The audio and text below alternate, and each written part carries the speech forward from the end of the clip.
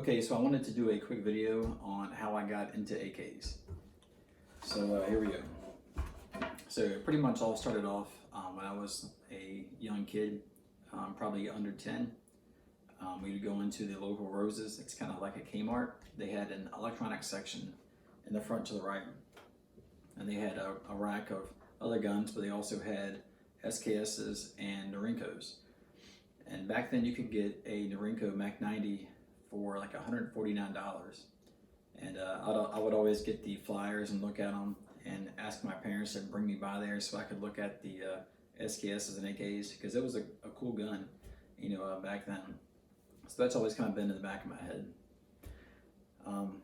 For a long time I never got into AKs because of just a commonality with the ammo, the magazines, magazine pouches. It's all different stuff. Some stuff like the G-code pouches are kind of interchangeable, or the HSGI pouches, but for the most part you kind of have to either have an AK mag pouch or an AR mag pouch. So for a long time I stayed away. My first AK, if you can count it as an AK, it's kind of like a I don't know, a lot of AK purists would not count this as an AK, but my first one was a Yugo M85 NP. It's I got it from CNC Warrior. It was a pistol version with a side folding CNC Warrior brace, SIG brace. I put a 4-piece Bulgarian brake on it from them, and I had a polymer magwell that took AR mags. That was kind of like my gateway drug into the world of AKs. And that was a really fun gun to shoot. It was really light recoiling because of the 5.56. And right after I bought it, they reversed kind of their ATF ruling on SIG braces, and they said you would be creating an SBR if you shouldered it.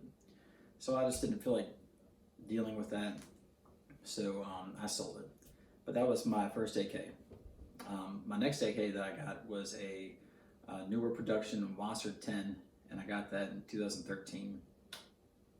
And that's the one you've seen in some of my videos. That's like a camo tiger stripe color. Before that, I'd almost bought a Wasser they were like selling for about $425, and people had a lot of bad things to say about Wassers, pretty much up until Robski from AKOU, and before he did his video on Wassers, there were some people that knew they worked well, but it wasn't kind of like a widely accepted thing that Wassers were good rifles. So when I was in the market for them earlier, they were about $425. I never bought one, and the prices went up. I think I got mine for about $5.99, $5.75, but they've been going up since then. And so why did I get that? Well, a lot of other militaries around the world, they carry an AK type platform, AK-74. I think some are going to like an AK-12.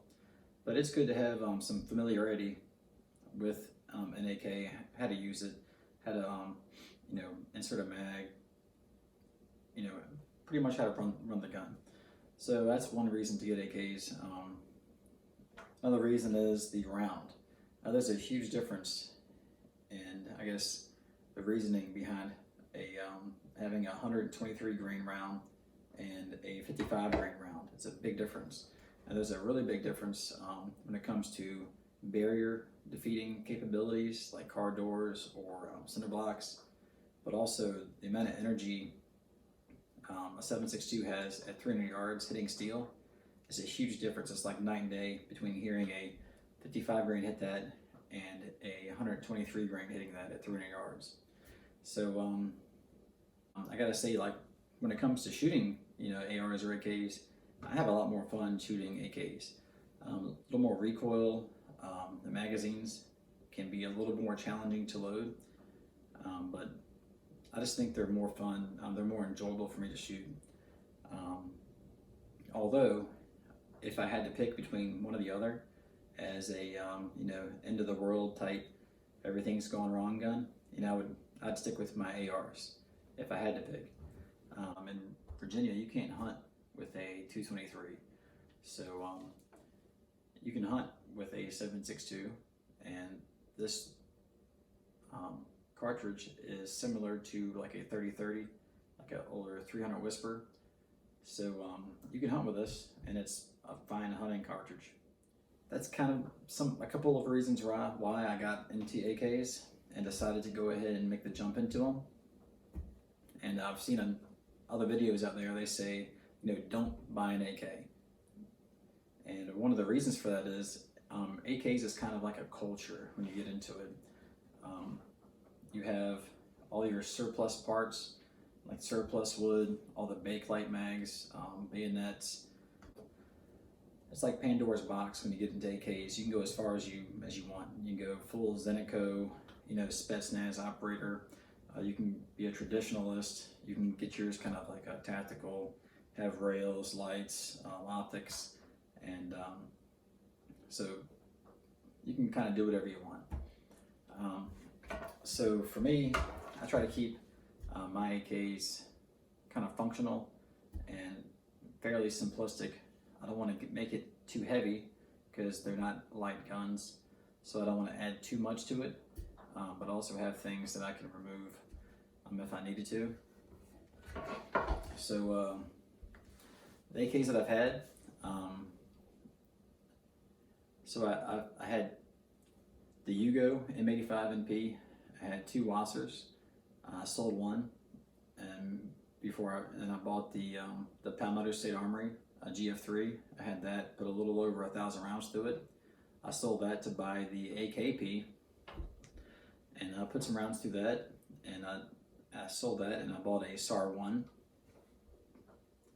After having the SAR-1 for a little bit, I wasn't crazy about the trigger, and a couple of things just kind of bothered me about it, although I did like the gun, the collectability about it. So I sold the SAR-1, and I ended up picking this up for $100 less than I sold the SAR-1 for. And this is a GP Wasser 1063. This has got the triangle with the little arrow in it. It says 1986. So this is the most recent AK that I've gotten. And with this, I made a video that got a lot of hits. Kind of saying, like, you know, what should I get? The Wasser 10 or a PSA AKE? And really, when I bought this, I was looking for an AKE, but couldn't find the model I wanted in stock. And then when I found this was about $300 less expensive than an AKE. So really, all I wanted in this was the cold hammer forged chrome line barrel. So I didn't really need a nickel boron bolt or the ALG trigger. I just wanted this. So I think I still would have done well getting an AKE. I think it would have been fine for me. But really, the AK that I kind of would have liked to get that that's not out yet is the PSA GF4, and that's supposed to be like the regular GF3, but it has a PSA cold hammer forged chrome line barrel, not the FN barrel like on the AKEs. And so that's kind of where I like to be with AKs. It has a the PSA trigger is good. I don't feel the need to get an ALG trigger. Like you guys have probably heard, they have hard hammers, and they'll beat up the back of your bolt carriers. So if the GF4s were out, I probably would have gotten one of those, but they weren't. And at the time, I just really couldn't justify spending another $300 to get the AKE when I could get this and have a cold hammer forged chrome line barrel. And a lot of people will say that the nitride barrel is fine, and that's probably true for probably most shooters, unless you're shooting full auto or doing back to back mag dumps. You probably don't need a chrome line barrel, but I like to have that capability. If I want to dump 3 drum mags in a row, you know, I want my barrel to hold up. So to me, it's worth it to have the chrome line barrel. You know, it's what I want. You can do what you want. So pretty much what I'm trying to do with this AK is keep it basic and simple and have the least amount of stuff on there that I can. What I'm also trying to avoid is wearing a glove on my left hand. You'll see a lot of guys with an Ultimac rail, but they will always be wearing a glove because that rail will get hot. It will melt some gloves that are out there. So what I'm trying to work with is put an AK together that's light, and I don't have to add a metal rail and panels on top of it. Just have something kind of streamlined, something that I can quickly remove a red dot and still use my irons. I sight my irons an inch high at 25 yards on the battle setting, and this optic is sighted in at 50 yards because it has kind of like a BDC on the chevron, but if this was a red dot, I would sight it in at 25. And I've got a light here. I'm doing some experimenting right now with my light mount. I found that this one that bolts to the barrel and it's close to the gas tube gets pretty hot. So I'm going to try a couple more things out and see what works best. And so that's where I'm at now with AKs. Right now, all I have is 2 Wassers. So I'm kind of in the mighty Wasser wins again club. But you know, I could sell this and I could get a GF4 or an AKE later. You know, I'm not, you know, married to this. So I think AKs, you know, if you haven't got into it, AKs have kind of exploded in popularity here recently. The demand has gone up, especially with the Wassers. PSA is selling a ton of guns, has a bunch of new stuff out. They make some really cool stuff, and they're probably, if I didn't get a Wasser, you know, I'd go with PSA all day over something like a RAS-47 or like a Visca. So there's a lot of ways you can go with these. Kind of get into the whole Slav squat, you know, bank robber mask type thing. And you'll find out pretty quick that AK stuff can get expensive real quick when you start getting into bakelite mags, different muzzle devices, well, surplus furniture, all that stuff gets expensive. But they're not that expensive to shoot, and I don't regret getting into AKs. I think that it was kind of fun. I've met a lot of cool people, and that's really all I got. All right, guys, so that's kind of where I'm at with AKs and kind of how I got there. You guys have any questions, or if you have anything to fix on what I said, you know, let me know. And I'm wearing my Punisher shirt for only one reason. Well, I was going to go work out after this, but people have been catching a bunch of crap for wearing Punisher skulls, and I just wanted to wear this kind of to show people that you can do what you want. Wear your Punisher skull shirt, shoot your AKs, and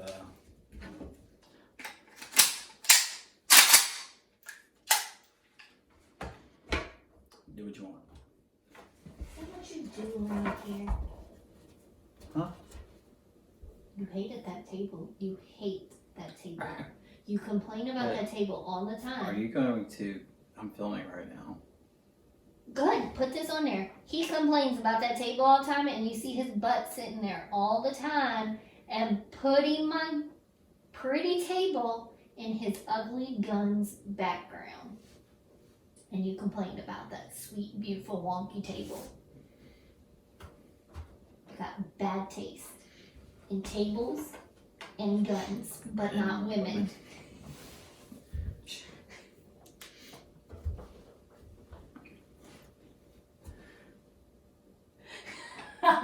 You have to be quiet during this. I am. I'm talking to people about Jack and Stocks. Yeah, go upstairs real quick. While you do your Jack and Stocks. My phone won't charge upstairs. If I go upstairs, I ain't working out. Okay, well, can you be quiet? No, some people want it. Don't snicker or distract me. I'm trying to get this done quick.